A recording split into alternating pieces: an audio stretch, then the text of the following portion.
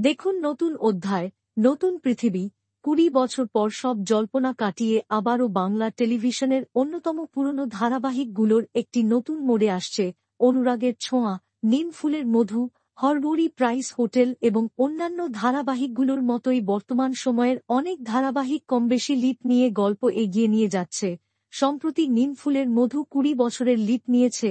এবার আরেকটি জনপ্রিয় ধারাবাহিক জগদ্ধাত্রীও ২০ বছরের লিপ নিবে।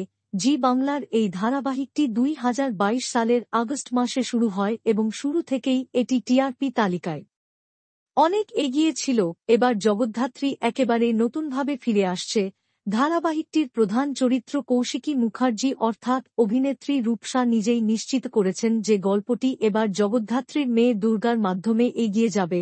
দুর্গার চরিত্রে অভিনয় করবেন অঙ্কিতা মল্লিক। একই সঙ্গে অঙ্কিতাকে ডাবল চরিত্রে অর্থাৎ জগদ্ধাত্রীর ভূমিকাতেও দেখা যাবে। তবে ধারাবাহিকে কৌশিকী, দেবু, উৎসব, মেহেন্দি সবাই থাকলেও স্বয়ম্ভু চরিত্রটি আর দেখা যাবে না। দুর্গার জন্য নতুন নায়ক আনা হবে। শিগগিরই প্রোমোর শুটিং শেষ হয়ে যাবে এবং নতুন অধ্যায় এর প্রোমো প্রকাশ পাবে।